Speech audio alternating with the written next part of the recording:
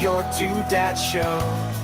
Ooh, JJ and Deacon, they're the ones in the know. Subscribe quick, the Squid Monster's on the way. Inspire with us, tomorrow's news today. Oh yeah. Ladies and gentlemen, the Squid Monster quivers and trembles at the thought of Donald Trump returning to office, and also Gavin Newsom killed a bunch of salmon. Welcome back to the show, everybody. Welcome to Your Two Dads. We meet here Monday through Friday to drink coffee and talk about the news, culture, and pop culture, and politicians committing speciescide. Specieside. I made that word up. Hey, Deke, how are you doing? Oh, hey, Deke, my wife wants to know, would you peel an orange for Ashley? Yes. Why? Of course you would. Apparently. That's a dumb question. It is a dumb question. Apparently on social media, YouTube thing, or whatever girls watch on YouTube, apparently there's something called the orange test. And to peel an orange. Yeah. So you basically, these girls are asking their partner, would you peel an orange for me? And you know, most reasonable, rational people that care about their spouse would be like, sure, no problem. Bloop. But apparently there's some guys out there that are like, you can peel your own orange. And you've been married 20 years. And this is supposedly a barometer of how healthy your relationship is. If you have a so. I would honestly, yes. I mean, if you're, I love Ashley though, and she knows that. I mean, if she needs me to peel an orange, it's because she can't do it. She's tried, and she's busy, or I'm right. You know, and yes, of course I'm going to. I would take a bullet for Ashley. Like there's no. I would not have to think about that. They're like, okay, either she's gonna die or you're gonna die. And we're like, okay, it's me. I don't even have to think about it. It's me. Let her go. Well, and see, I'll choose me. But not a thought. It's not a choice. That story and scenario triggers in men the story of take a bullet. That triggers in men like, oh, I'm supposed to be brave and strong and say things like that. So yeah, I would always agree to that. But when these women are just asking, would you peel an orange for me? The men are like, nah. And that's the problem, is there hasn't been enough dads teaching this generation about chivalry and not enough dads is exactly the problem. I have to tell Ashley that all the time. I'm like, look, let me be chivalrous, please. I want to be chivalrous. I was brought up to do these things. Let me do them for you. I want to do them. It's not like it's a chore. I want to do it. Yeah. Yeah. Let me open the door for you. Let me help you out of the car. Let me carry in the groceries. I don't know. Well, she asked me that. She like right before, like the music was playing and I had my mic muted and she was like, are you on the show? And I was like, yeah, it's starting right now. She's like, ask Deacon about the oranges. And I'm like, oh, okay. That's a good one. I haven't heard that. You didn't know about that? Well, I guess you don't watch girl YouTube. I don't watch girl YouTube. I guess you don't. All right, folks. Well, welcome back to the show. We're here Monday through Friday. Tomorrow morning, Dave will be here. I think normally he's here on Fridays, but during the week, during the week, Deacon and I meet and we read the news and we read stories and things that are going on in the world, and we start your day the very best it can start at all. Like you start here, it's only upside from here, right? And you know, JJ is a very positive person. He is. He gets negative sometimes because he's human, but he is a pretty positive person. But I do have to say, I do have to brag on the show. JJ's the bragger on the show. But I do have to say, there has been a handful, I'm going to say 5 or 6 times, that we have reported on something, and then the next day or the next day, it has come through the major news cycle. And that has happened. It just happened the other day. We reported on, it was the story of the woman throwing the Christmas tree. Remember, I had the story on the woman throwing the Christmas tree that was was suing the insurance company for some crap, and then she won a Christmas tree throwing contest. And so the next morning, I'm coming to work, and they're talking about it on the major news cycle, and I'm like, "See, that's right. Your two dads, that's right, on top of things." So tomorrow's news today. Tomorrow's Conspire news with us. today. Yeah, if you're watching the show, you're one of the elite, the smarter people in the Right. population. So congratulations Right. for yourself. Yeah, you are. We're glad you're here. And allow me to continue to inflate ourselves. We have listener all over the world, because I was talking to Do-Good yesterday in the middle of the day. I was talking to him about We do have Germany listener all over the world. listener. All right. Hey, we got a lot of stuff to talk about today. If you haven't already, please hit like and subscribe. Oh my God, what happened to my all my browsers just went crazy. Today's episode, Deacon, sponsored by our house band. So if you haven't already, you guys should go check out the Suckers. Why is it like that? What has happened? It looks fine to me. You got too many. Where are us? Where are we? Where's our face? Oh, that's right. Yeah, that's different. Why have they done this? Restream has changed things again. Where are we at? There we are. Restream. God love him. All right. Go check out the Suckers on SoundCloud. That's soundcloud.com/the Suckers. Links at the top of the description below. There's such amazing songs as Tucker Black. This is the latest release from the Suckers. Let me tell you, you guys are not ready for a beating that this song delivers. This song is a tale about a young boy who was trying to compete in sports. And he had dreams. He was trying to compete in sports, and he chose an alternate way. Tucker Black. There's always a path forward. It's an inspirational song. You can make your dreams come true. You can make your dreams come true. My favorite line in that song is you can break her spine. I know. All right. All right. Song's excellent, though. It is excellent. It's the best song that you're going to hear on soundcloud.com/the Suckers. On the leap day of February, if you listen to on the leap day of February. Happy leap day, JJ. Happy leap. Isn't it called leap year? This is the leap year because because today is leap day. Right. Because contrary to what you've been told in school, you were taught wrong. It does not take 365 days to go around for the Earth to rotate around the sun. It doesn't.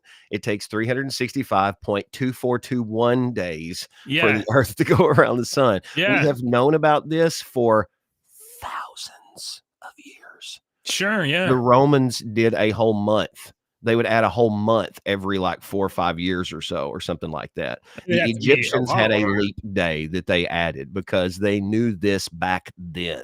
If we did not celebrate leap day, and once you get into looking at leap day, like in the late 1500s, they changed it to only having a leap day on years that were divisible by 100, but not 400. It's some bullshit. All right. So it skips some. It's not every 4 years, but it is. Oh, yeah. No. If you do 4 years for a while. No, it's every 4 years, except if a year is divisible by 400.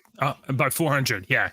Yeah. I think it's so 400. 2000 was not a leap year. Yeah. 2000 was not a leap year because it's right. Yeah. Yeah. I think that's right. Something like that. Yeah. But, I remember because anyway, when I was in college, I had to write a calendar app, and I had to do the equation for the leap year, and I had to, you had to leave it, and it was a thing. Yeah, it gets very interesting if you look at it and you think about we knew this shit 4,000 freaking years ago. Mm-hmm. You know, it gets very interesting. But if we did not add the leap day, we would eventually Christmas would be in July, and our summer would be winter. It would screw up the calendar eventually. So it'd be raining cats and dogs. Cats would be dogs. Yeah. Men would think they're women. It would be crazy. Yeah. All right.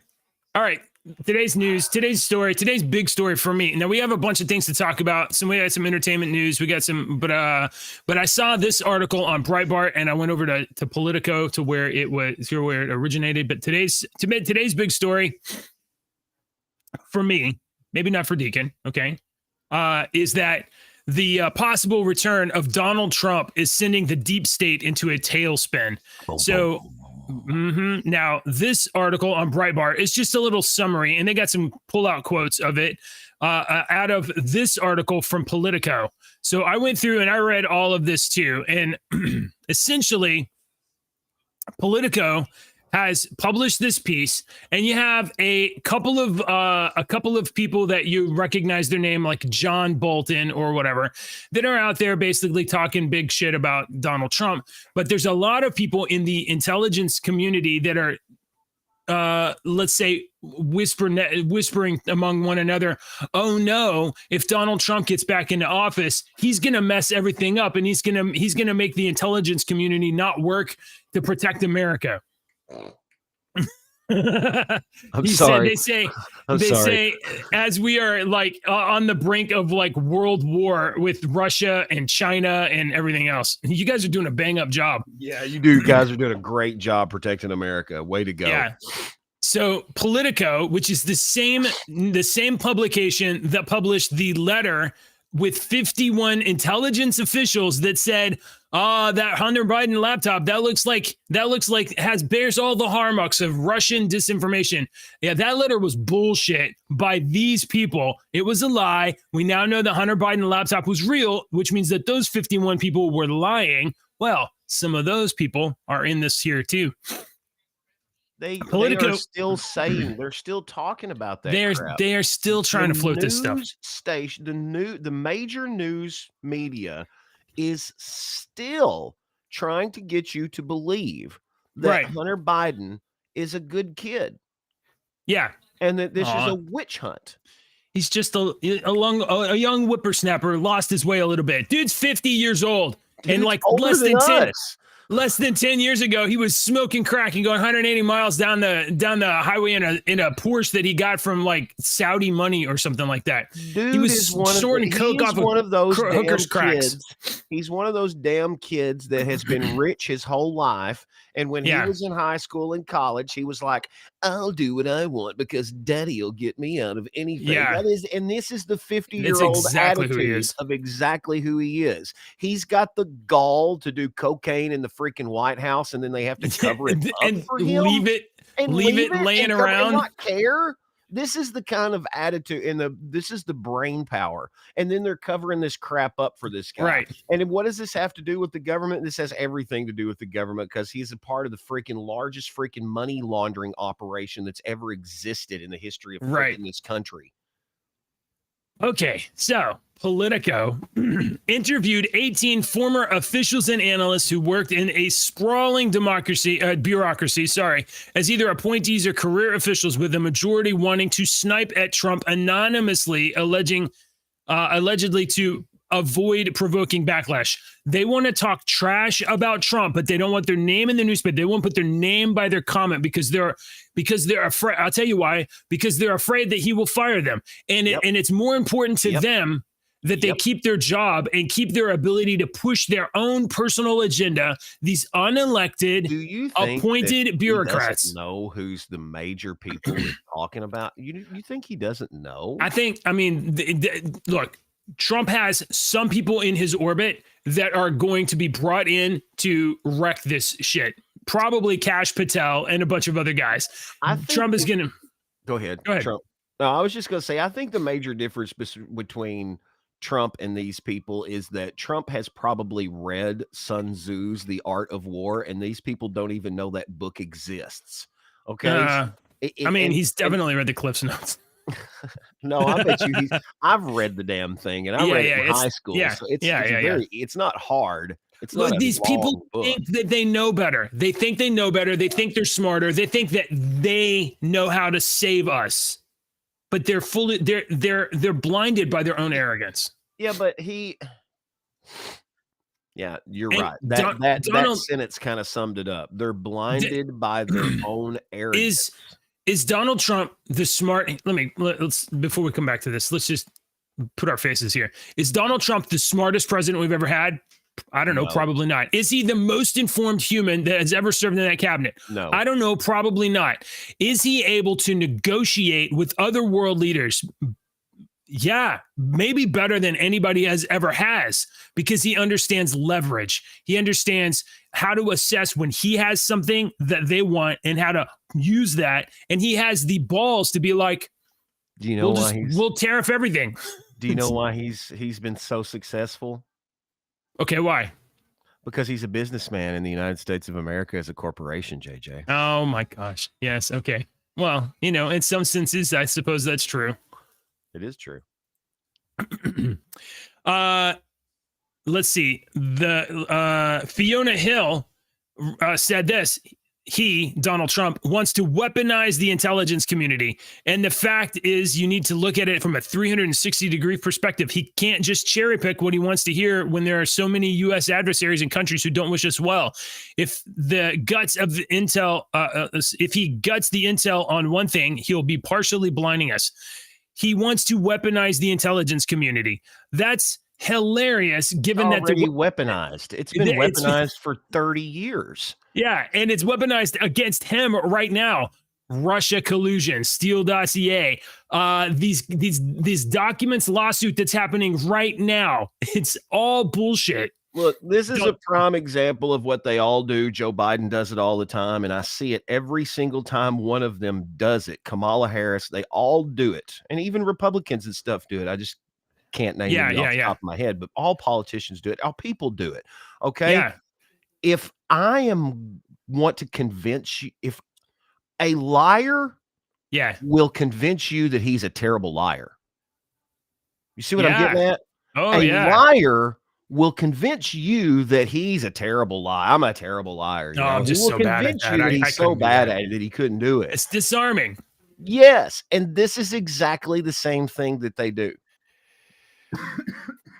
Andrew McCabe, former deputy director who oversaw the Bureau's launching of an investigation into the Trump campaign and whether it colluded with Russia, based on unvetted opposition research funded by the Hillary Clinton campaign and the Democratic National Convention. The debunked research claimed that Trump had taken part in golden showers sexual acts with prostitutes in Moscow. Gross. The dossier was then used as a roadmap for the FBI's investigation into the Trump campaign. But we should really be worried about Trump weaponizing the intelligence community. And by the way, it's absolutely imperative that I point this out. We have a song over here called "Tragedy of Jimbo," and it gives you a nice real quick Cliff's Notes version of everything that happened to Donald Trump. So if you haven't already, please go check out that song and give us a like on SoundCloud. Do what? Let's see. This is Kash Patel. Donald Trump will almost certainly bring this dude back in to pull the weeds out of the intelligence community. So here's the question, Deacon. Let me ask you what you think, because I think sometimes you have two different views about it. I do. On the one hand, the intelligence community, and we're talking FBI, CIA, NSA, DHS, you probably like a bunch that I can't even name. That you don't even know about. Bad guys doing bad stuff for America around the world. On the one hand, there's just weeds there. On the other hand, maybe they do things that protect America by, say, squashing terrorists' attacks before they happen, or a bunch of stuff that we don't know about. Is it worth America having a garden of weeds that you can see in order to stop terrorism? Because we obviously have bad guys. Answer. Right. It's not. I don't know. But I feel am like in firm belief that you unfortunately have to do bad things to protect good people. I've always said that. I've always kind of, you know how my storytelling mind goes. And I always had this little idea for a story about the end of the world, because I love the apocalyptic end of the world. I've always and always have all kinds of different stories about that. But it was an idea about the end of the world where there is a group of Christian men that have decided that because of what is going to happen, they have decided that the only way they can protect their loved ones, their children, their wives, their families, is to commit these sins and banish their souls to hell.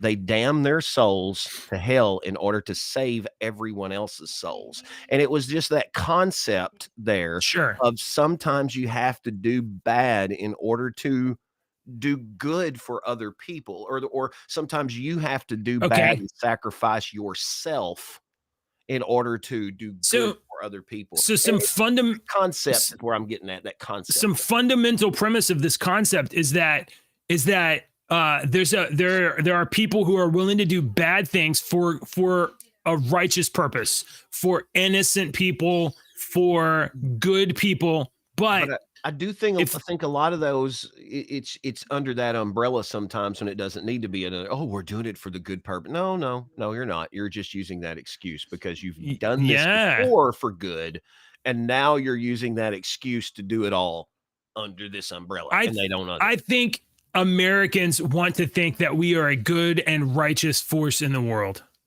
Yes, And we think that we're a good force in the world, So- but go and ask a Vietnamese family if Americans are a good force in the world.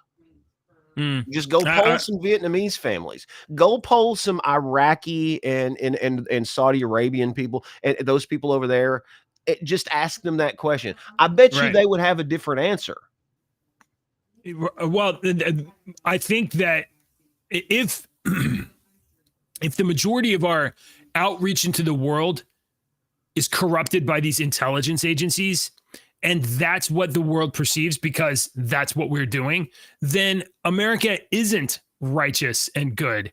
And the American people that elect and endorse this by electing representatives that continue to fund the spy apparatus or whatever, the Americans are culpable. We are responsible for what these evil assholes are doing. So it's a wonderful, I think it has to be taken down. It's a wonderful brainwashing technique that has been used to make us think that we're the good guys, and when we're really doing a lot of bad stuff, and a lot of people think that we're the bad guys. It's funny because the guy that was in here yesterday for my interview here at the station was from up north, like Wisconsin or somewhere, and he had that Wisconsin kind of accent, with the A's, and he talked like this a little bit. This is a little more than he was, but it's something that we were conversing for a while, and he said like, how long have you been down here? Because he works with this organization that helps with recovery efforts and stuff. And we had that tornado a couple of years ago, and the conversation, he said something to the effect of, down south is just like up north. We all just talk a little different, because he was like, oh, I was expecting a bunch of hate and blah, blah, blah, and this and that. But he's like, that, y'all, I was like, no, that's what was told to you. We're just normal. Yeah. We don't hate people down here, contrary to what you were taught in school. That's the story they can tell you, so they can keep selling you bullshit. Yeah. Keep voting blue. Keep believe what you want to believe, but you need to experience it for yourself. I think that's the way with the world, and that's the way with our country and stuff. I don't know.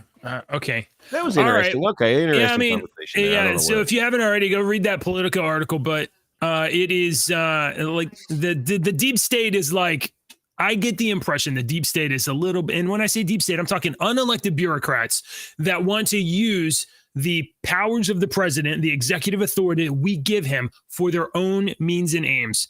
They're not happy about Trump coming back in office. And I got to say, I like that. I hired Trump to wreck shit, and I want him to wreck shit. That's what I want. Okay. Speaking of disgusting slime balls, your senator, Mitch McConnell, has announced that he is stepping down from leadership, in November. He's going to ride this thing out. He's going to have another role. Yeah. So that's what's funny about this is everybody's posting these Twitter accounts like, oh, finally. Oh, well, don't get your ass mad when Nancy Pelosi steps down. She's a vampire. She's going to live for fucking ever. Oh my God. Look, I will say that's this what happens once when you again drink about Mitch McConnell. Adrenochrome. I will say this once again about Mitch McConnell. I'm from Kentucky. Sure. He has brought in Absolutely. lot, billions of federal dollars to our Commonwealth, our Yeah. state, my home. He has helped the western part of Kentucky that is way far away from the freaking capital. All right, Yeah. we're the bastard stepchild over here in the little bitty part, and he has helped us with all kinds of stuff that we have had problems, Yeah. tornadoes, Asian carp, LBL. He has never He's not helped delivered for his constituents. for his constituents. And I Right. just wanted to say that because Yeah. you live in a different state and other people live Yeah. different, and you hear one thing, Absolutely. you don't hear from a Kentuckian. Do I agree with everything the dude says and does? Absolutely not. I think he Right. needs to be out of there. He should have been out of there years ago, but he's got a lot of power. And just like one of my buddies said, he said, the only reason I keep voting for Mitch McConnell is because he's got so much power in Washington that I don't want another state or somebody else to have that much power. It's nice mantle that get we passed. have that much power. He Right. said that's why I kept voting for Mitch McConnell. This is the same conundrum, right? Yeah. It's the same conundrum. It starts with good intent, or maybe the pretense is good intent, but the deepest reason is power and fear. What happens if someone else gets control? That's what the deep state is saying. What happens if someone else gets control and someone dismantles the intelligence community? Oh no, the world will go up in nuclear flames. Will it though? Maybe the worst thing that happens is we put up a border and we stop, say, 10 million potential we stop a potential invasion from just walking across our border.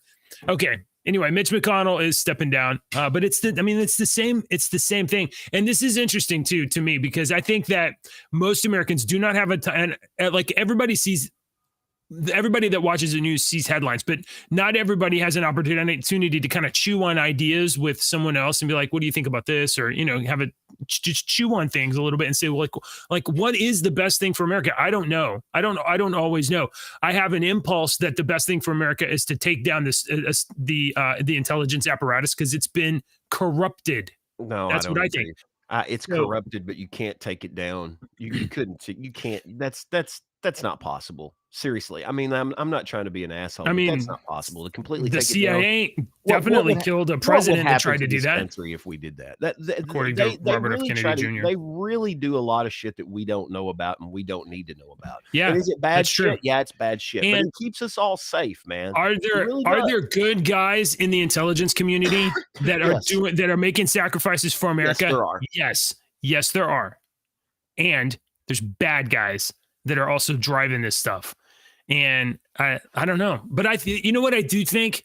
I think that you and me and Americans should have a voice in whether or not we allow this to perpetuate and continue.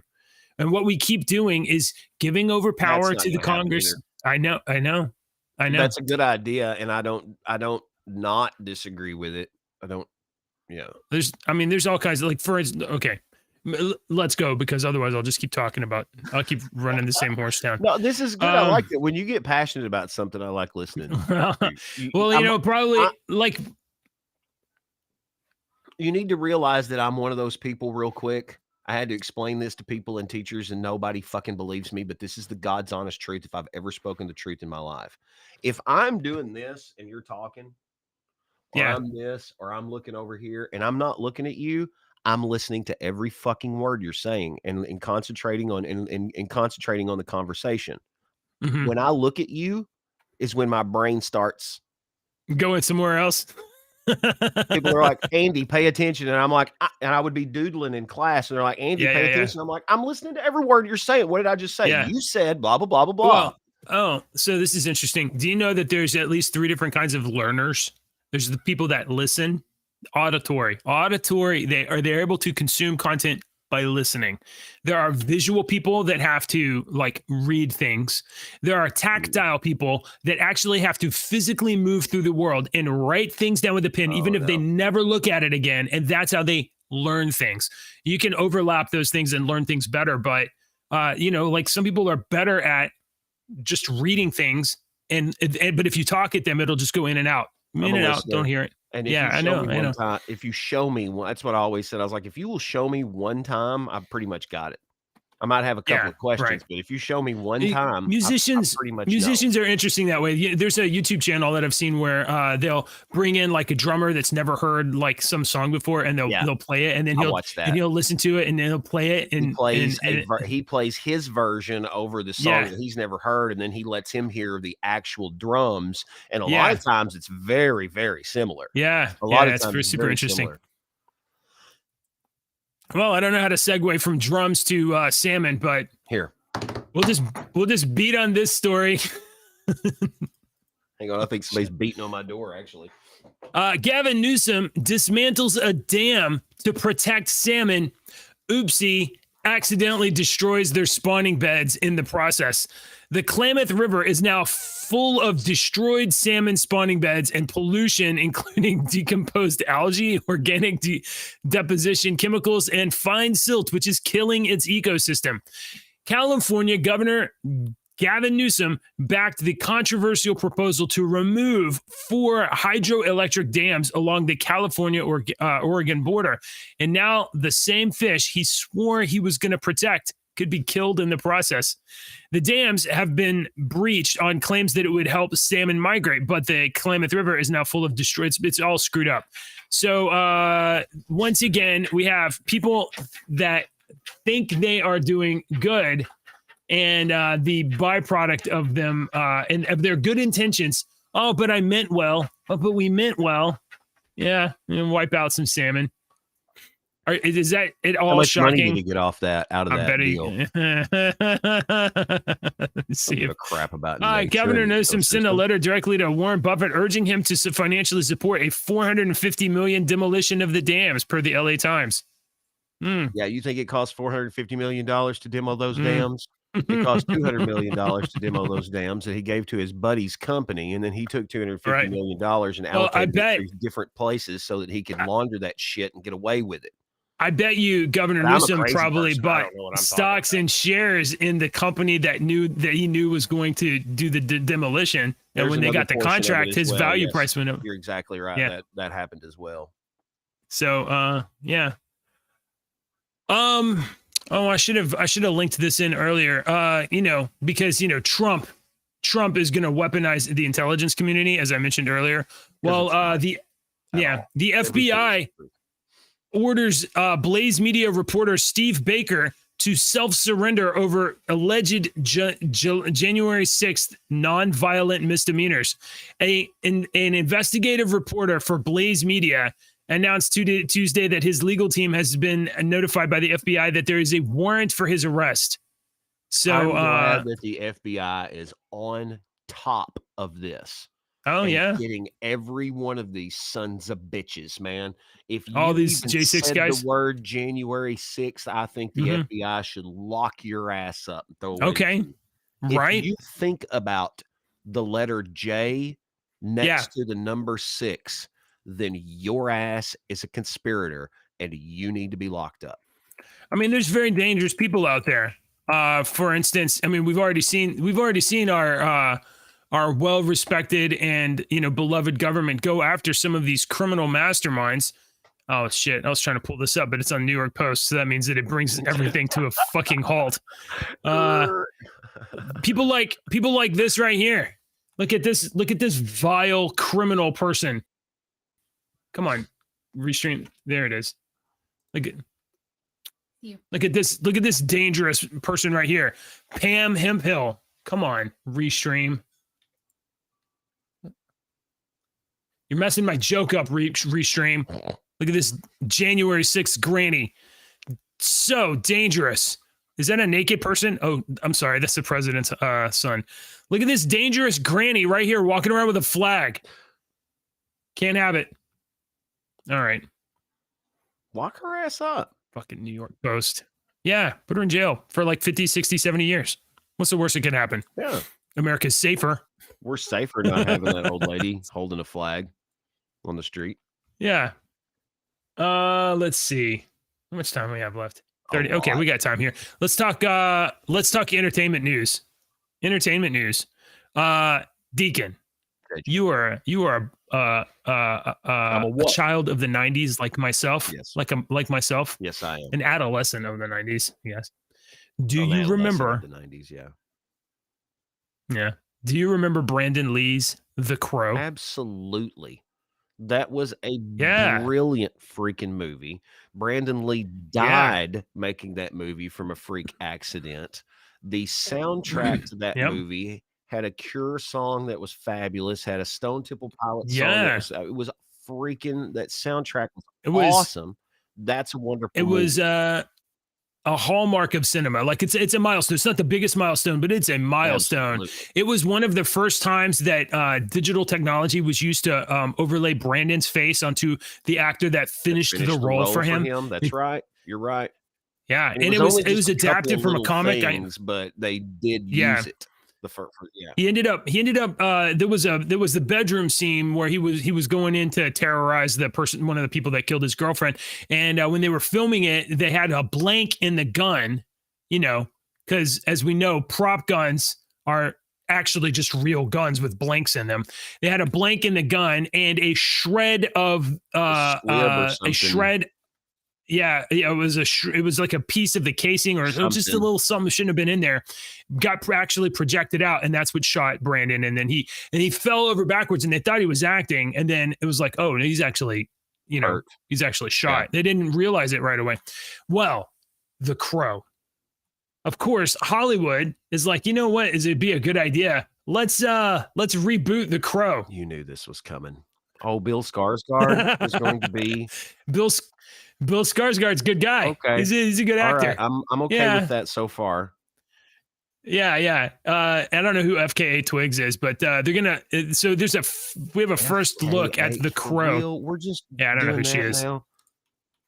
Your name is FKA Oh my God, Twigs. Oh my it's The God. Crow. Okay. The Crow is gonna have a mullet. All right, I'm leaning against it now. Dude, that's what all the kids have nowadays. Just go to it.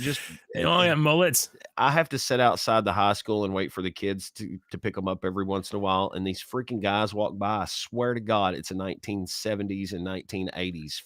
It's like every hairstyle from the late 70s to early 80s is the style right now.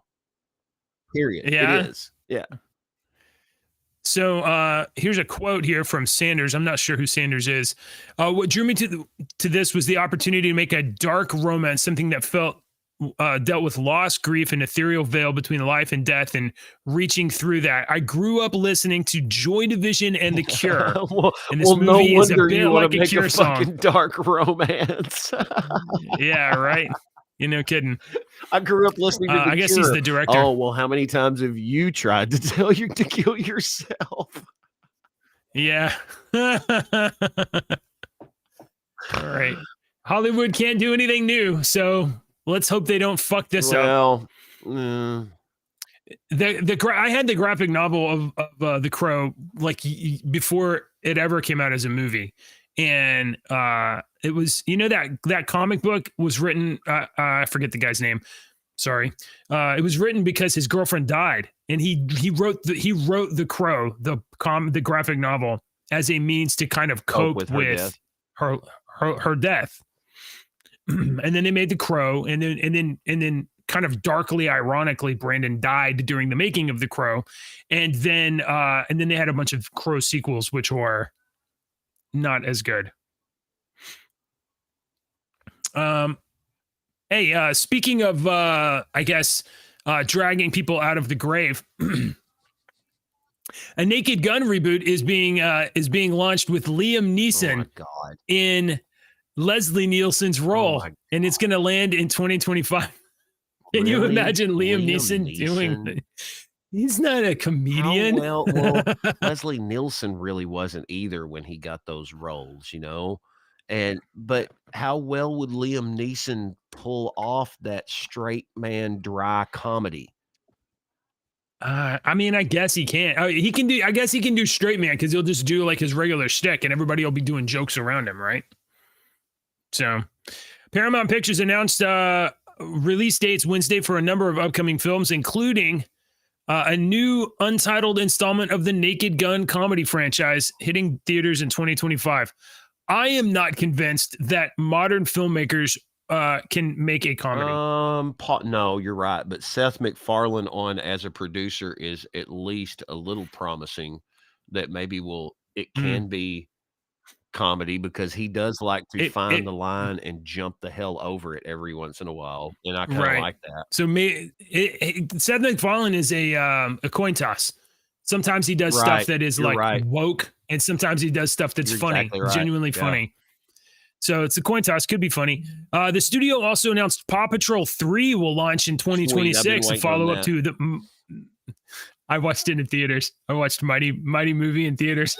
But I Yeah, have and what's little weird is what's kids. crazy is that he was in there by himself. It was like his little Yeah, girls were at yeah. school. It was. I was. The guy. I brought the girls for the second or third viewing. I don't remember which one. There's another Teenage Mutant Ninja Turtles. Let's see. No, looks like it's just getting like less and less interesting. Oh, here we go. The new Naked Gun script was written with Schaefer following two scribes who have penned the director's Emmy award-winning Chippendale Rescue Rangers. So, Naked Gun is being written by the people that wrote Chippendale Rescue Rangers. Man, we got such good news. My wife is calling me. Can you do this for a second? Absolutely. So we're gonna be like, "Hello, honey." Why? Hello. He's gonna take. Oh my god. Did you take out the trash last night? No, I did not. I'm not too excited about the remakes of any movies, but once again, I'm the type of person that I'm not going to give you my money for any of this bull crap. Hey, while he's gone, we can go back into some stories, but I'm going to hit you with the song of the day today. Our song of the day this week is coming from Aaron Lewis. Songs from him this week because JJ, we had a story on him. Our first song this week was, excuse me, was Made in China. This new song that he just released. If you hadn't heard it, it's pretty good. If you'll go over to the Discord server up there and go down, it was Monday's song, so you can listen to that. I've got links there where you can listen to the songs. But I thought let's go ahead and do some more Aaron Lewis tunes because JJ was asking about it, and he doesn't know as much about music and stuff like that as I do. I can't get my stupid camera to fix itself. Here, look at this. So we're doing Aaron Lewis songs, and I'm giving you bonus songs all week long because Aaron Lewis was also the lead singer of Stained, and I love Stained back in the day. So today's song is an excellent one. I play it here at the station. If you haven't heard this, the link, like I said, is in the Discord server. Everybody Talks to God. It's kind of a little story song. He tells about sitting in a restaurant, and then it kind of goes on, and it's talks about how everybody will eventually talk to God. So it's really good. I've got one of my favorites that I told JJ listened to this one this morning. He liked this one, but I told him he'll have to listen to this next one, the one tomorrow before the show, because I want to ask him what he thought about it. I told him he's really going to love tomorrow's Aaron Lewis song. But go and listen to this one if you've never heard this one. And you probably never heard The Way I Am by Stained, your bonus song. It really was never really a radio hit.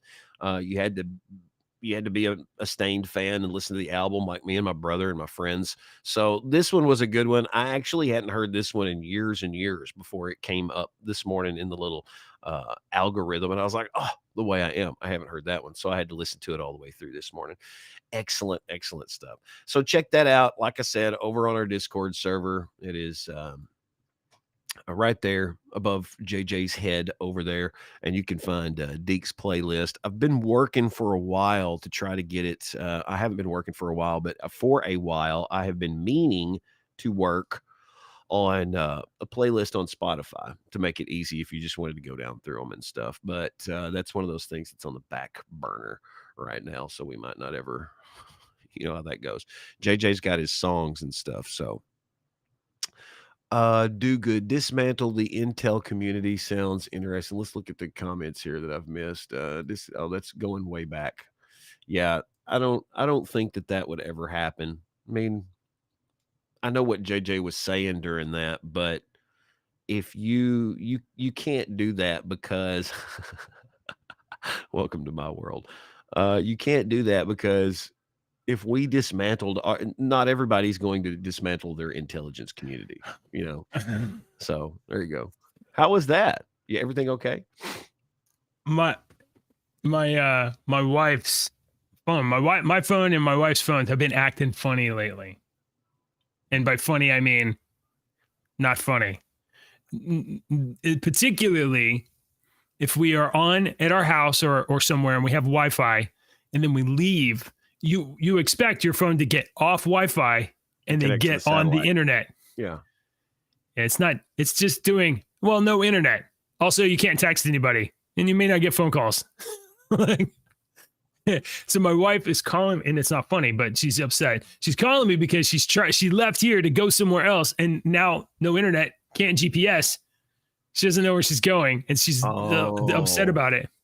Yeah, and I'm like, well, I don't know what I can do for you right now. I mean, what I'm telling her is like, pull over, restart your phone, get GPS, and get going.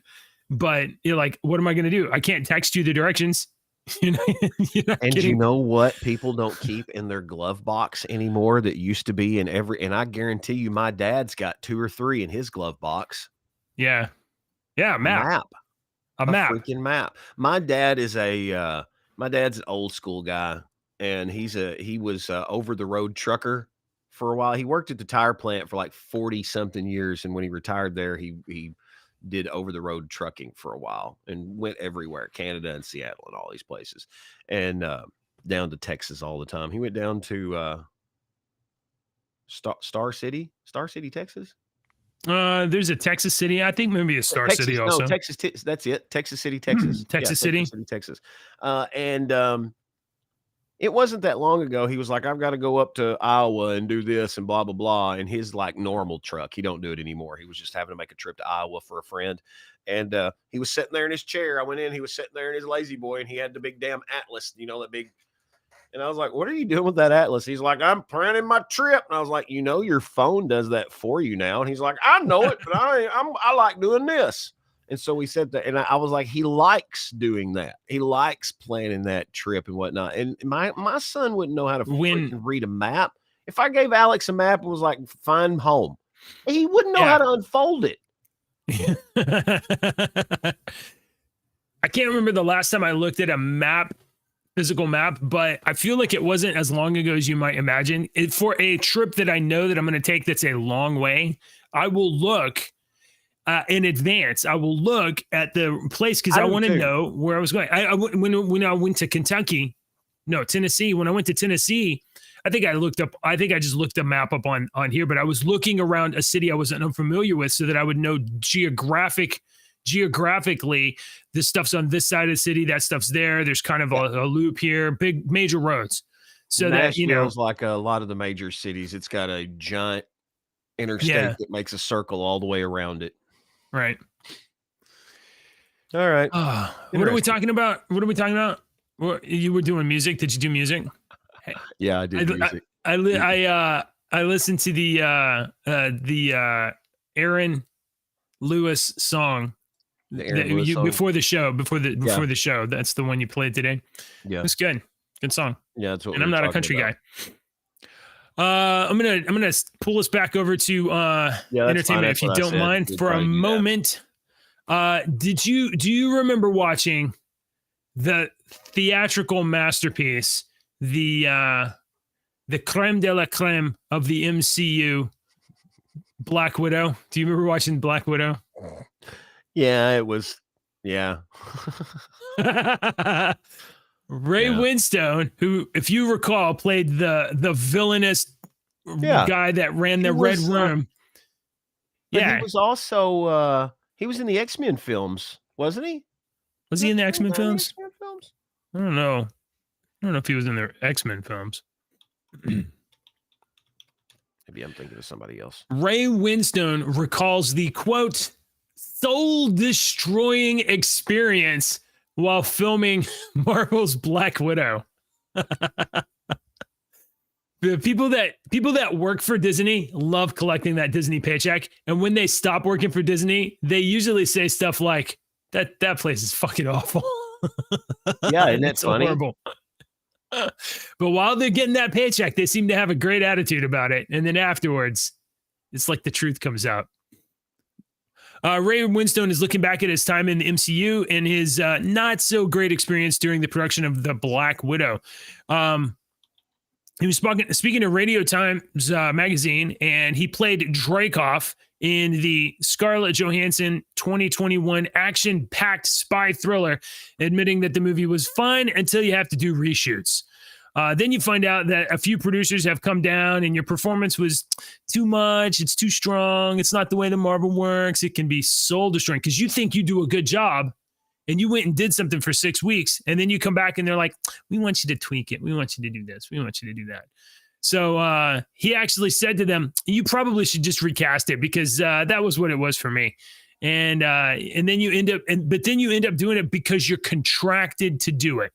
You take this gig with Marvel and you're like, yeah, okay, it'll be fun. I'll do this thing. It'll be whatever. And they put it in this contract and you're like, oh, we're not happy. You have to come back and do reshoots. And so 6 months, 3 months, whatever months later, you have to go back and put on that costume again. And, anyway, so do you have any thoughts about the Marvel?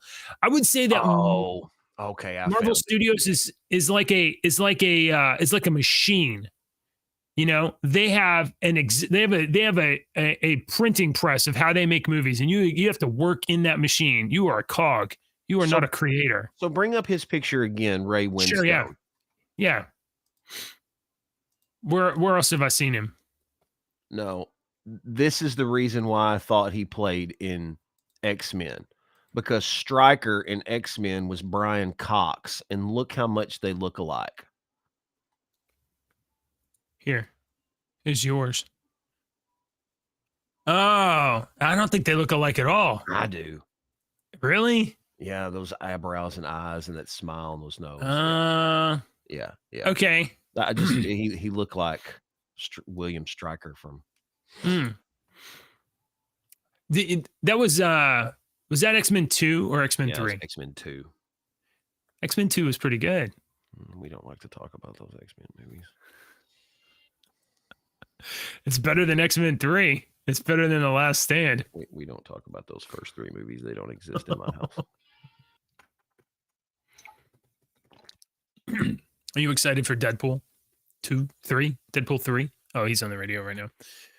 All right, ladies and gentlemen, that is all of the news that I had earmarked for us to talk about. Oh, yeah. A former Republican says Nikki Haley has become a walking Democratic surrogate. That's pretty funny. There's an OMG Media of James O'Keefe chasing down Judge Ingerin, the guy that's in charge of the New York case or whatever, at the gym. And apparently that creepy judge, hold on, let me pull his face up. Judge Ingerin. Let me get a photo of this dude. Let's see. Hurry up. I'm sorry. Okay. I wasn't prepared for this. Jeez. I wasn't prepared for this. This creepy dude, wait, is that AI? That looks like AI. That doesn't look real. This guy right here. Apparently goes to the gym a lot and hits on girls. It's on like 20-year-old girls. James O'Keefe got him on camera doing that. He's a mentally ill, like, weirdo sicko. This is the guy that gave Trump a $350 million penalty. So, see, James O'Keefe. You can go check out O'Keefe Media Group.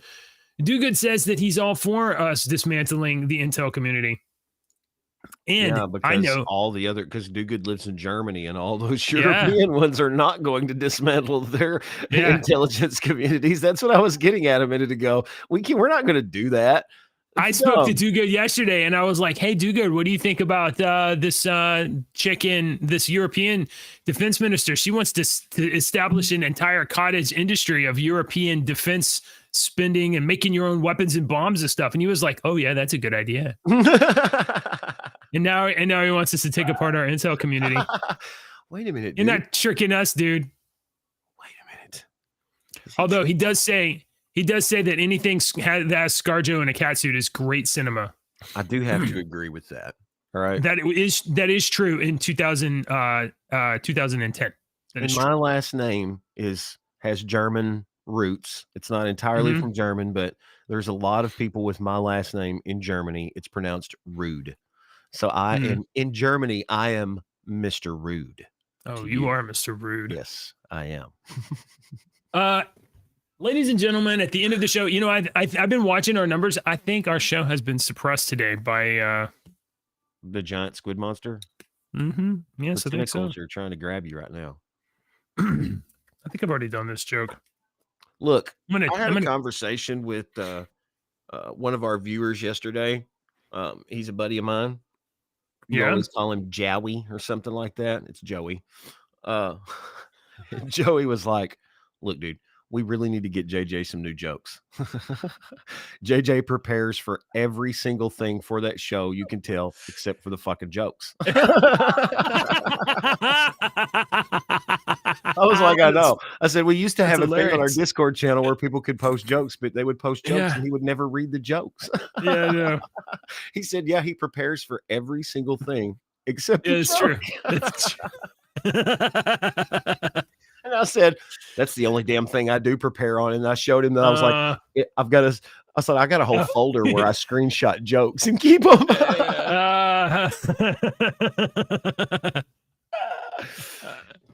Right. Maybe I should get a joke app. Yin and yang. You know what, Joey? Listen, Joey, if I get to let's say we get to 100 likes of our album, The Squid Monsters, then I'll buy a joke book. How about that? No, we don't want you to buy a joke book because you'll buy that son of a bitch at the Goodwill that was printed in 1974. Yes, that's right. All right.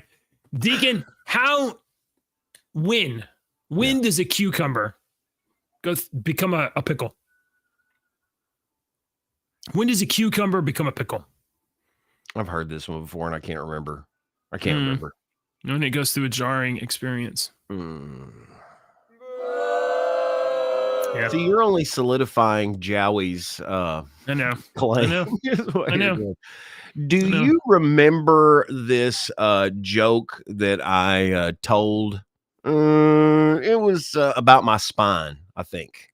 Do you remember this joke that I told about my spine? It was about a week back. You